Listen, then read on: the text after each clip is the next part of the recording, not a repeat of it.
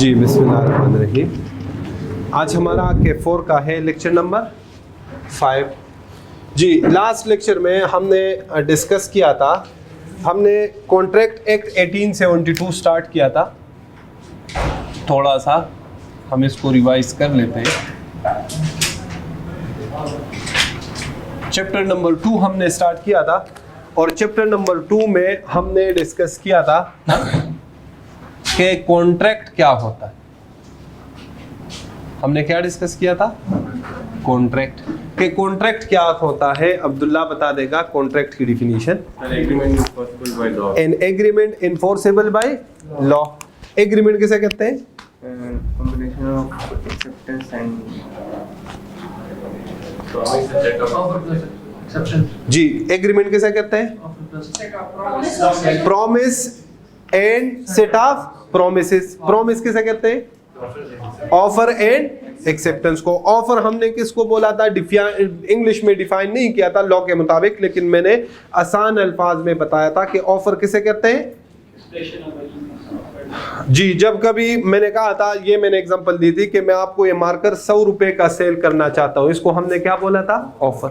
अगर इस ऑफर के साथ कोई एग्री कर जाए तो उसको क्या कहते हैं? एक्सेप्टेंस। क्या बन गया? एग्रीमेंट। एग्रीमेंट कॉन्ट्रैक्ट की दूसरा पार्ट क्या था एग्रीमेंट के साथ? इनफोर्सेबिलिटी बाय लॉ। कॉन्ट्रैक्ट के दो पार्ट्स थे, एक था एग्रीमेंट और दूसरा था इनफोर्सेबिलिटी। इनफोर्सेबिलिटी को हमने क्या कैसे डिफाइन किया था? जिसमें क्या अराइज हो जाए? Legal obligation. लीगल ऑब्लिगेशन कब अराइज होती है? जब बिजनेस ट्रांजैक्शन हो। जब क्या इन्वॉल्व हो? बिजनेस इन्वॉल्व हो। किसी ट्रांजैक्शन में, किसी रिलेशनशिप में क्या इन्वॉल्व हो? बिजनेस। एग्रीमेंट के कितने टाइप्स थे? 2 टाइप्स। कौन कौन से? सोशल और legal. Legal agreement is called contract और social agreement is an agreement but not a contract. Characteristics of an agreement पढ़े थे, कितने थे? 2। कौन कौन से? प्लूरलिटी ऑफ पर्संस और सेकंड कॉन्सेंसस एट आइडम, जिसको हमने आइडेंटिटी ऑफ माइंड्स या कॉन्सेंट भी कहा था। उसका मतलब क्या था? कि both the parties agrees about the subject matter in the same sense। same sense किसे कहते हैं? Identity of minds. कॉन्सेंट को कहते हैं। जो मैं सेल करना चाहता हूं, बायर वही परचेज करना, दोनों का माइंड सब्जेक्ट मैटर से सेम हो। ठीक है। उसके बाद हमने पढ़े थे essentials of a valid contract. क्या पढ़े थे? Essentials of a valid contract. कितने एसेंशियल्स पढ़े थे? 7। कौन कौन से? Offer and acceptance. दूसरा इनफोर्सेबिलिटी। तीसरा इनफोर्सेबिलिटी। थर्ड क्या पढ़ा था? कंसिडरेशन। फोर्थ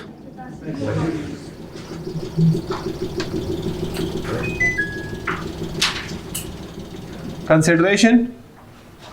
फोर्थ क्या था? Capacity of parties. Legality of object.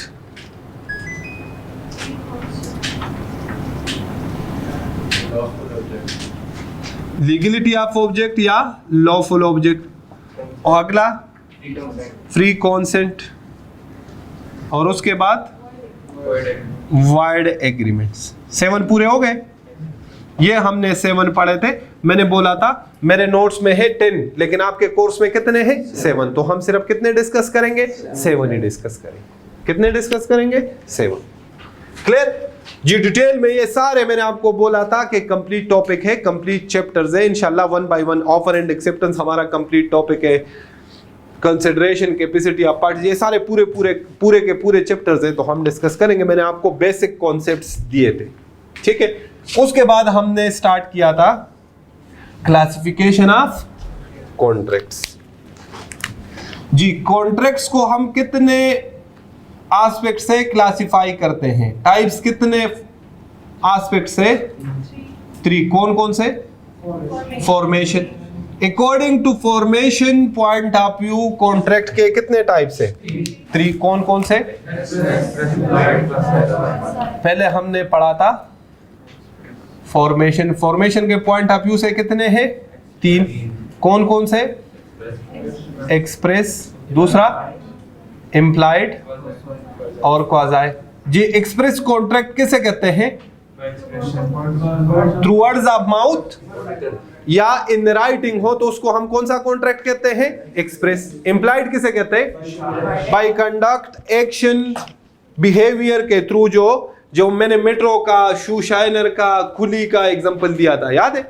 और क्वाज़ाई कॉन्ट्रैक्ट हमने पढ़ा था, बाद में पढ़ेंगे। अकॉर्डिंग टू कॉन्ट्रैक्ट बन गया। अब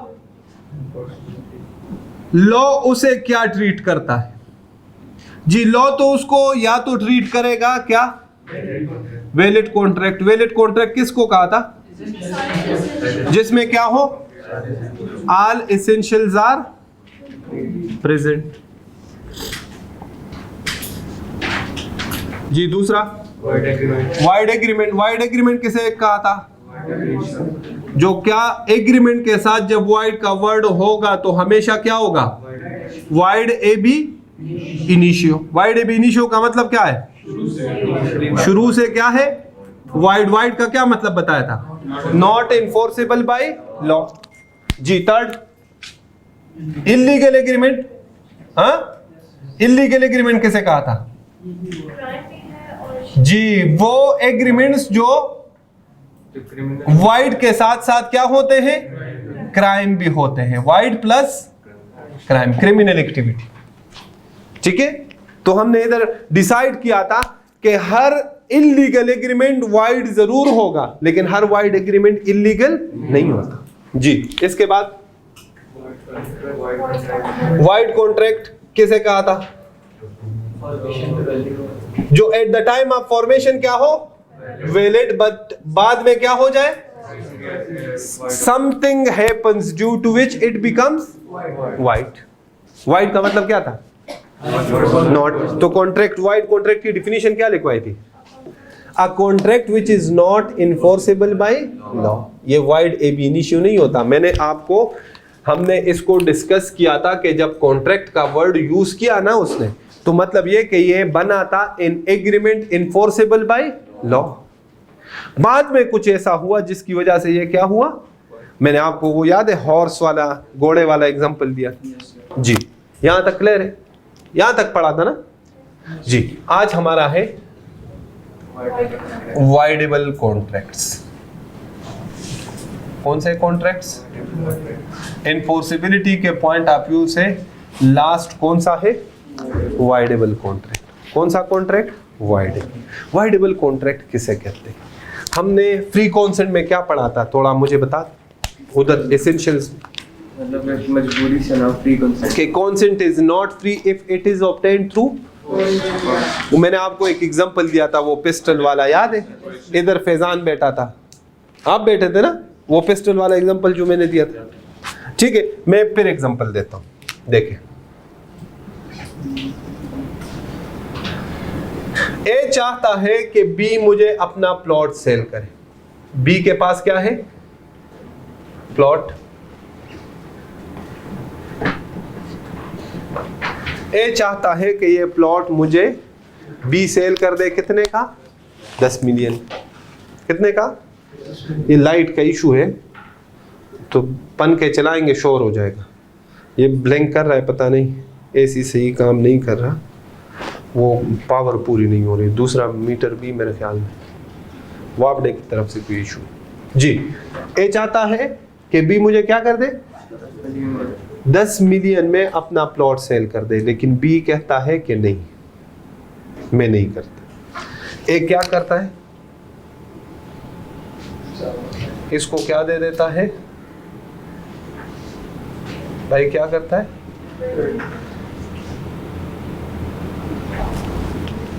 कि मैं आपको क्या कर दूंगा? शूट कर दूंगा। क्या करे? मुझे अपना प्लॉट सेल कर दे।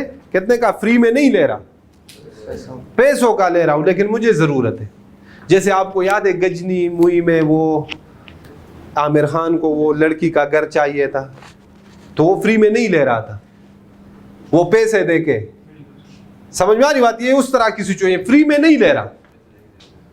हाँ भाई ठीक है, गजनी फिल्म याद आ गई।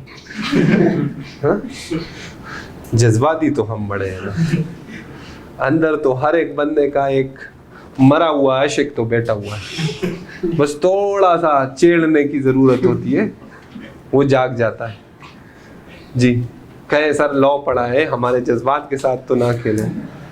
हाँ ये आप क्या कर रहे हैं? जी ठीक हो गया। इधर देखें, अब ए प्लॉट फ्री में नहीं मांग रहा, क्या करे? मुझसे पैसे लो लेकिन ये मुझे प्लॉट चाहिए। बी कहता है नहीं।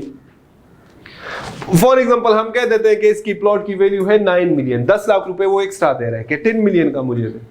नहीं दे रहा, वो मजबूर हो, उसने कहा दे दो वरना मेरे बंदे आपको मार दूंगा, आपको बस ना आपका रहेगा ना मेरा, मैं जेल चला जाऊंगा और आप अल्लाह के पास चले जाए, दोनों के काम नहीं आएगा। बी डर गया। अच्छा मुझे बताए, बी एग्री हो गया, क्या हो गया कि हाँ ठीक है मैं देता हूं। मुझे बता दे बी का कॉन्सेंट है कि नहीं? कॉन्सेंट है। कॉन्सेंट किसे कहते हैं? रजामंदी। बी ने रजामंदी कि हाँ मैं दे रहा हूं, हाँ कर दी कि नहीं? कॉन्सेंट किसे कहते हैं भाई? किसको कहते हैं? यस को। किसको कहते हैं? एग्री होने को। बी एग्री हो गया ना? क्या मुझे बताए बी खुद एग्री हुआ? बी को एग्री करवाया गया, तो हम कहते हैं कि कॉन्सेंट तो है लेकिन consent is not free. Law कहता है कॉन्ट्रैक्ट बनाने के लिए कॉन्सेंट का होना जरूरी नहीं है, कॉन्सेंट के साथ साथ कॉन्सेंट का क्या होना जरूरी है? फ्री। अपनी मर्जी होनी चाहिए, क्या? मजबूर किसी को नहीं करना।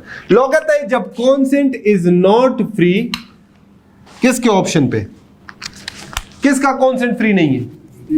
जिस पार्टी का कॉन्सेंट फ्री नहीं होता इसको हम कहेंगे कौन सी पार्टी? Innocent party. और जिसने ये हरकत की है, नहीं इसको कहते हैं, क्या कहते हैं? इनोसेंट पार्टी को आज के बाद आप कहोगे कौन सी पार्टी? Agreed party. कौन सी पार्टी? एग्रीड। जिसको राजी जबरदस्ती एग्री करवाया गया उसको कौन सी पार्टी कहेंगे? एग्रीड। एग्रीड पार्टी का क्या है?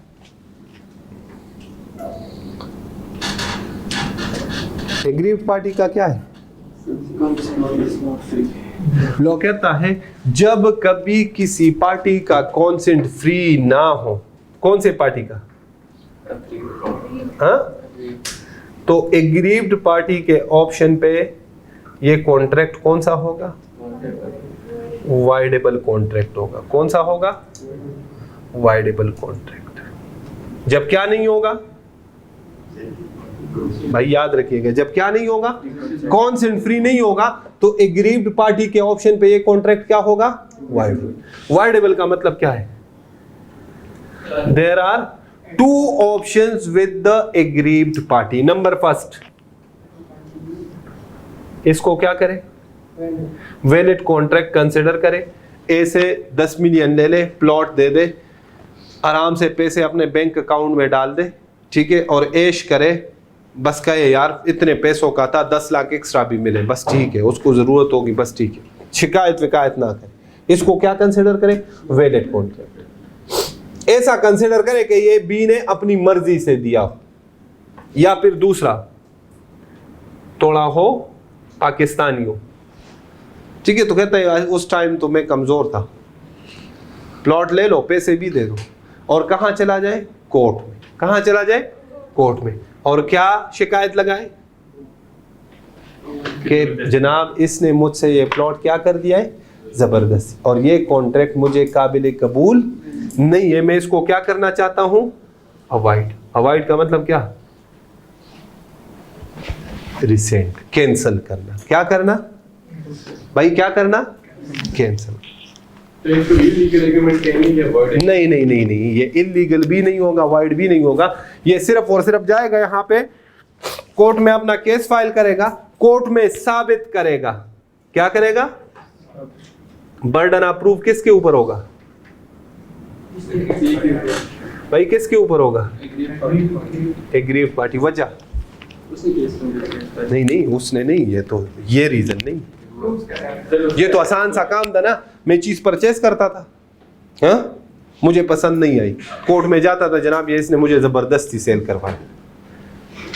कोर्ट कहता है हाँ ठीक है मैं आपकी बात मानता हूँ, आप तो मान, इसने जबरदस्ती साबित करो। क्या करो? सबूत किसके ऊपर आया? जो शिकायत लगा रहे। तो इस वजह से हर बंदा कोर्ट में नहीं जाता, साबित कैसे करूं? बर्डन ऑफ प्रूफ किसके ऊपर होगा भाई? किसके ऊपर? किसके ऊपर? Agreed party. किसके ऊपर? एग्री। कि हाँ आप कह रहे हो ना कि इसने मुझसे प्लॉट जबरदस्ती लिया है ना, साबित करो। क्या करो? मुझे तो नहीं जबरदस्ती नजर आ रहा, क्योंकि आपकी प्लॉट की कीमत है 9 मिलियन, उसने आपको 1 करोड़ दिया है, तो जबरदस्ती कहां से आ गई? अगर जबरदस्ती ले रहा था फ्री में ले लेता ना, 50 लाख का ले लेता, 80 लाख का ले लेता। आपकी प्लॉट की तो कीमत है 90 लाख, उसने आपसे कितने का लिया? 1 करोड़ का। 1 करोड़ का। तो कैसे जबरदस्ती का? अजीब बदमाश इंसान है। आल दो कि उसने लिया है, लेकिन साबित कौन करेगा? एग्रीड। ये रिसेंट वाला ऑप्शन कौन ग्रांट करता है? ये क्या है? ये कोर्ट का ऑर्डर है, याद रखिएगा। क्या है? जब साबित करेगा तो कोर्ट ऑर्डर इशू करेगा कि ये कॉन्ट्रैक्ट क्या हो गया? कैंसिल। ए को कहेगा जनाब प्लॉट वापस करो, और बी को बताएगा कि इसने कितने पैसे वापस करने हैं, क्यों करने हैं। अगर साबित हो गया तो ये फिर ए ने क्या किया? ये क्राइम में आता है। किस में आता है? क्राइम। फिर क्रिमिनल लॉ भी ए पे एप्लीकेबल होगा। हमारे कोर्स का नहीं है कि उसके क्या इफेक्ट होंगे, हम सिर्फ बिजनेस लॉ तक हो। ठीक है, तो कॉन्ट्रैक्ट वाइडेबल कब होता है, हमने ये सीखना था। कॉन्ट्रैक्ट वाइडेबल कब होता है? जब कॉन्सेंट फ्री ना हो। जब कॉन्सेंट फ्री, अगर कॉन्सिडरेशन ना हो दरमियान में, तो कौन सा एग्रीमेंट बनेगा? इधर मुझे बता दे, लिखे हूं इसमें कौन सा बनेगा? Wide agreement. कौन सा एग्रीमेंट? वाइड। अगर क्या मिसिंग हो? कंसिडरेशन, तो कौन सा बनेगा? अगला क्या है? अगर ऑफर और एक्सेप्टेंस ना हो तो एग्रीमेंट बनेगा ही नहीं। एसेंशियल एलिमेंट है एग्रीमेंट का जी। अगर कैपेसिटी ऑफ पार्टीज ना हो, वाइड एग्रीमेंट। अगर legality of object, illegal agreement. कौन सा एग्रीमेंट? और अगर फ्री कॉन्सेंट ना हो, वाइडेबल कॉन्ट्रैक्ट। कौन सा कॉन्ट्रैक्ट? एसेंशियल एलिमेंट्स पे डिपेंड करता है। अगर एक एसेंशियल, बाकी सारे एसेंशियल एलिमेंट मिसिंग हो तो वाइड एग्रीमेंट या इलीगल एग्रीमेंट बनता है। लेकिन अगर फ्री कॉन्सेंट मिसिंग हो तो फिर कौन सा बनता है भाई? फिर कौन सा बनता है? Voidable contract. और वाइडेबल कॉन्ट्रैक्ट किसे कहते हैं पता चल गया। कितने ऑप्शन होते हैं एग्रीड पार्टी के पास? 2। कौन कौन से? या तो चुपचाप बैठ जाए, घर कहे हाँ ठीक है यार बस, या फिर इसको क्या करे? अवॉइड करे, रिसेंड करे, कैंसिल करे। उसको इस ऑप्शन के लिए किसके साथ रुजू करना पड़ेगा? कोर्ट। कोर्ट क्या इशू करेगा? अगर साबित करे तो कोर्ट रिसेंड वाला ऑप्शन ऑर्डर इशू कर देगा कि हाँ जनाब ये कॉन्ट्रैक्ट क्या हो गया? कैंसिल। समझ में आ रही बात भाई? क्लियर है जी? नोट करें शब्द।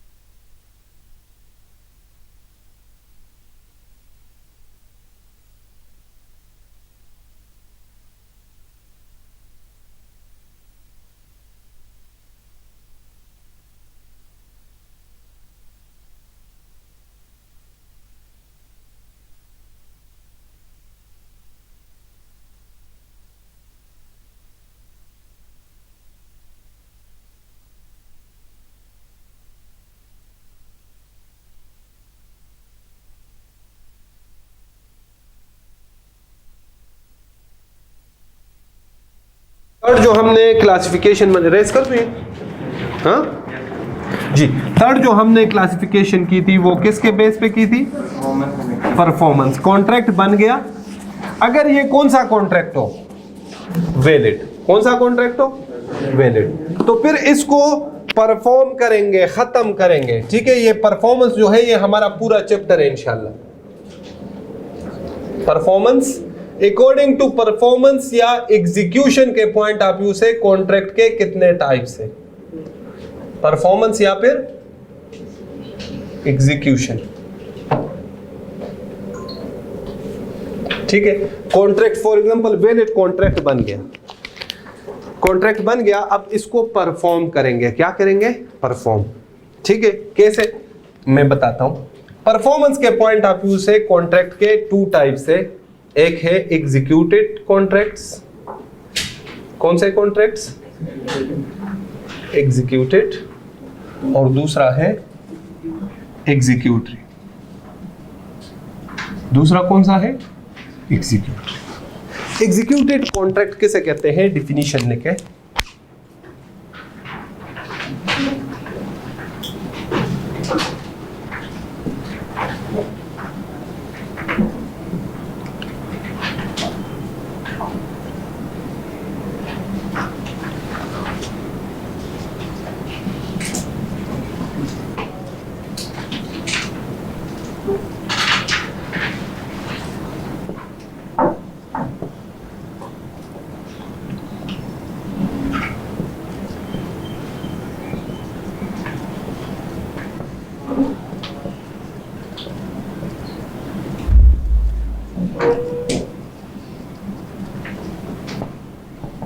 जी, किसे कहते हैं? When nothing remains to be done on both sides. Executive contract किसे कहते हैं? मुश्तबा, उधर से वो रिमोट ले और ये पंखे चला दो यार, ये पंखे चला दो, क्योंकि ये सी नहीं ये, हाँ इस यहाँ से चले।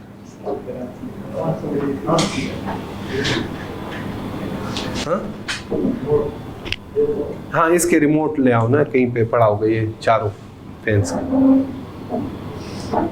रिमोट ले आओ ना, कि ठीक है बस इतना। शोर थोड़ा सा होगा लेकिन अब गर्मी है तो। जी, एग्जीक्यूटेड किसे कहते हैं? When nothing remains to be done on both sides, या फिर when both the parties perform their to a contract, when both the parties to a contract perform their respective promises. इधर देखें, ए और बी के दरमियान कॉन्ट्रैक्ट हुआ, valid contract. ए ने बोला मैं आपको अपना घर सेल करूंगा, क्या सेल करूंगा? घर। और बी ने एग्री किया था कि इस घर के बदले में आपको ₹7 मिलियन पे करूंगा, 70 लाख। ठीक हो गया। ए ने क्या किया? ए की तरफ से प्रॉमिस क्या था? घर। क्या कर दिया? पहला काम, घर का क्या ट्रांसफर कर दिया? पोजीशन। और डॉक्यूमेंट्स में भी नाम, मतलब क्या ट्रांसफर कर दिया? टाइटल। और उसके बदले बी ने क्या कर दिया? पैसे 70 लाख रुपए दे दिए। जो कॉन्ट्रैक्ट में दोनों पार्टीज ने प्रॉमिस किया था, क्या दोनों पार्टीज के साइड पे कुछ और परफॉर्म करने को रहता है? भाई देखे, कुछ रहता है? नहीं रहता। इसको कौन सा कॉन्ट्रैक्ट कहेंगे? एग्जीक्यूटिव। कौन सा कॉन्ट्रैक्ट? के both the parties perform their respective promises. दूसरा डिफिनीशन लिखें।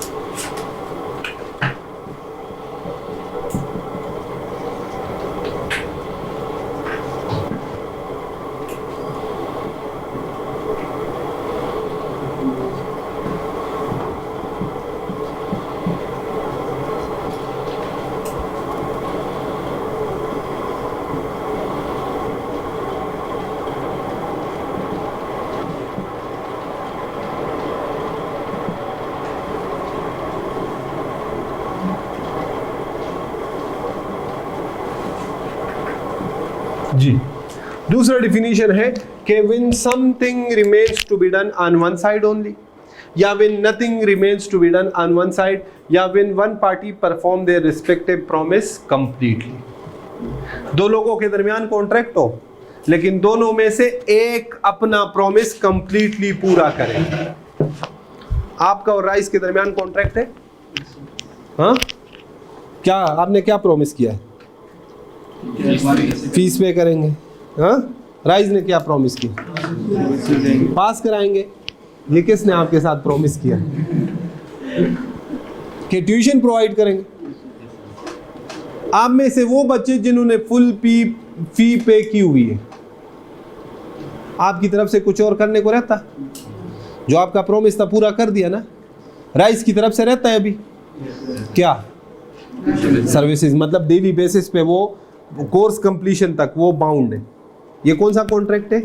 एग्जीक्यूटेड। कौन सा? एग्जीक्यूटेड। एग्जीक्यूटेड, आपकी तरफ से कुछ और परफॉर्म करने को नहीं। लॉ कहता है दोनों पार्टीज की तरफ से जो प्रॉमिस है वो कंप्लीटली परफॉर्म हो जाए फिर भी एग्जीक्यूटेड।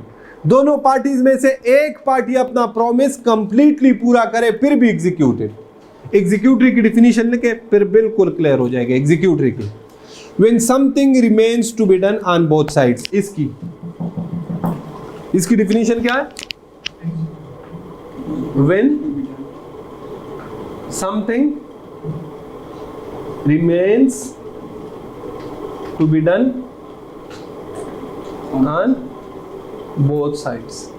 जब दोनों साइड्स पे कुछ न कुछ परफॉर्म करने को रहता है उसको हम कौन सा कॉन्ट्रैक्ट कहते हैं? एग्जीक्यूटरी। कौन सा? एग्जीक्यूटरी। आप में से वो बच्चे जिन्होंने पार्टली पेमेंट की है पार्टली नहीं की, तो आपकी तरफ से भी अभी परफॉर्मेंस रहती है, राइस की तरफ से भी रहती है। आप दोनों के दरमियान जो कॉन्ट्रैक्ट है अकॉर्डिंग टू परफॉर्मेंस, आपसे पूछे कौन सा है, आप क्या कहोगे? एग्जीक्यूट। कौन सा? एग्जीक्यूट। समझ में आ रही बात? जब दोनों पार्टीज की तरफ से कुछ न कुछ परफॉर्म करने को रहता हो, या कंप्लीटली परफॉर्मेंस रहती हो, या कुछ न कुछ पार्ट परफॉर्म कर चुके हो और कुछ पार्ट परफॉर्म करना बाकी हो, फिर हम क्या कहते हैं उसको? Executory contract. कौन सा contract? Executory.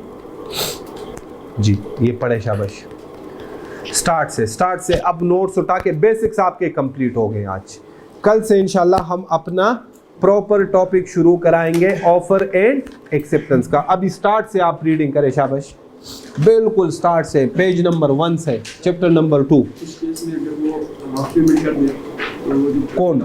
Be half payment करने से हाफ रह दिया, तो ए फुल डॉक्यूमेंट किसके नाम पे है? जब वो तो उन दोनों का आपस में है ना कॉन्ट्रैक्ट। लॉ हमें नहीं कहता, बेशक ए जो है बी से 1 रुपए भी ना ले और घर की पोजीशन भी ट्रांसफर कर दे, डॉक्यूमेंट्स भी ट्रांसफर कर दे।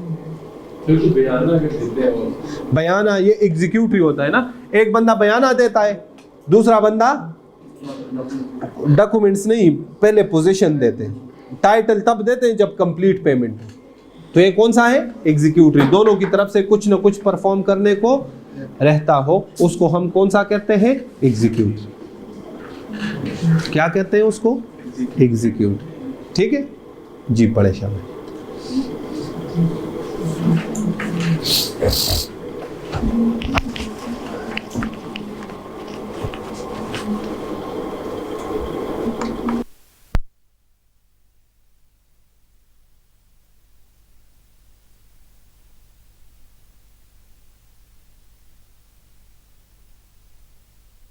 बेसिक्स जो है ना आपके आईकेप के बुक में नहीं है, लेकिन आपने परेशान नहीं होना।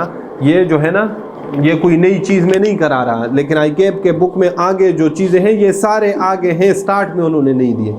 मेरा थोड़ा सा ये है कि सारे बेसिक्स का एक बार आइडिया दे दूं बच्चों को, ताकि वो जब आगे देखे तो उनको लिए वो नई चीज़ ना हो, क्योंकि आगे वो ये इंडिविजुअली एक्सप्लेन नहीं करेगा। समझ में आ रही बात? तो यही बेसिक कॉन्सेप्ट है। अगर आपको ये जो आज हमारा लेक्चर नंबर 5 है, मैंने आपको पहले बोला था ये 5 लेक्चर्स में जो पढ़ाऊंगा कॉन्ट्रैक्ट एक्ट के आखिरी लेक्चर तक ये प्रैक्टिकली आपको आगे टेस्ट होता रहेगा, ये कॉन्सेप्ट्स आगे आते जाएंगे। तो इनको आपने बिल्कुल क्रिस्टल क्लियर करना है।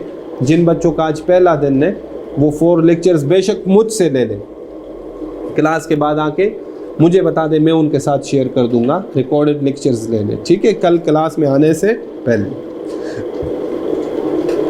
सिर्फ सुनेंगे भी ना वो लेक्चर्स तो आपका गुजारा चल जाएगा कल तक, ठीक है। मतलब कोई मुश्किल चीज़ नहीं है लेकिन इम्पोर्टेंट है, ये कह रहे हैं।